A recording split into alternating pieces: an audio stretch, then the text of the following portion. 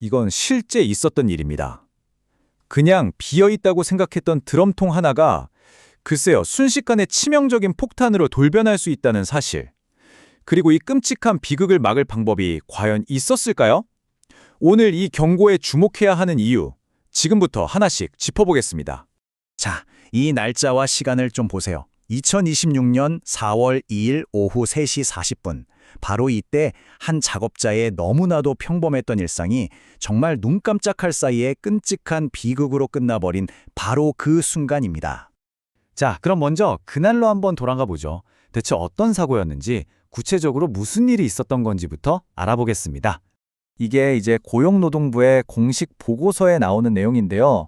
사고는 청주에 있는 한 제조업 공장에서 일어났고요.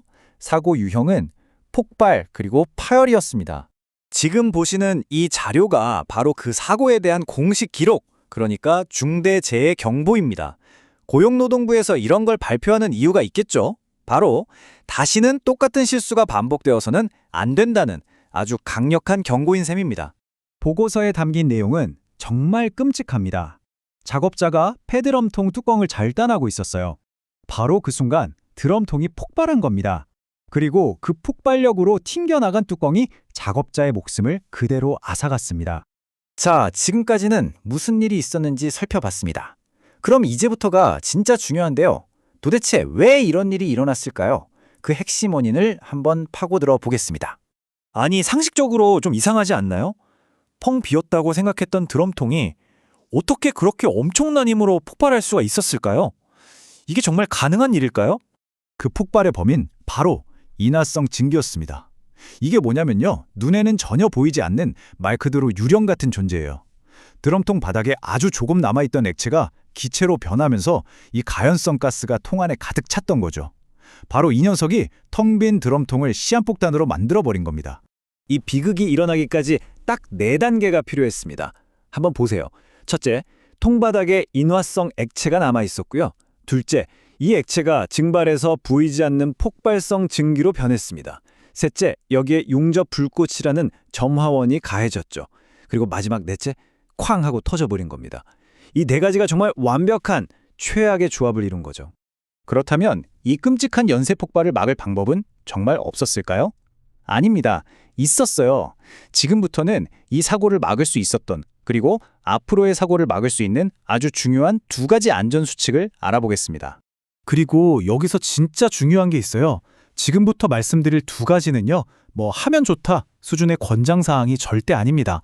이건 타협의 여지가 없는 반드시 지켜야만 하는 생명과 직결된 규칙입니다. 해결책은요. 놀라울 만큼 간단하고 명확합니다. 첫 번째, 깨끗하게 세척하는 겁니다. 안에 남아있는 인화성 물질을 싹 씻어내는 거죠. 그리고 2번째, 충분히 환기시키는 겁니다.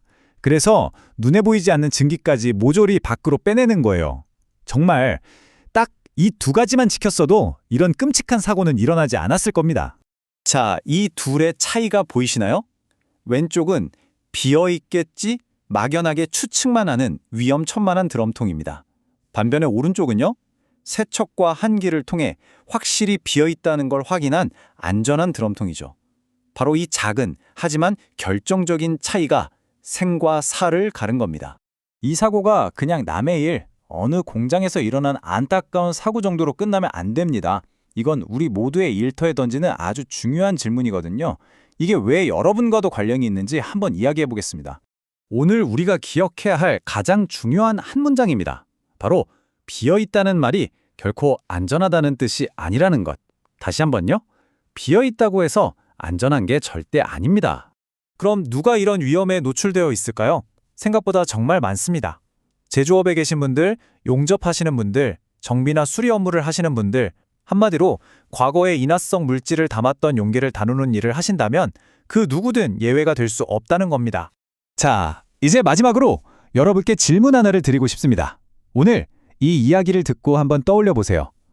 여러분의 일터에는 원래 다들 그렇게 해왔으니까 라는 이유 하나만으로 혹시 모를 위험을 그냥 지나치고 있는 관행은 없으신가요? 잠시 멈춰서 꼭 한번 다시 생각해 볼 필요가 있습니다.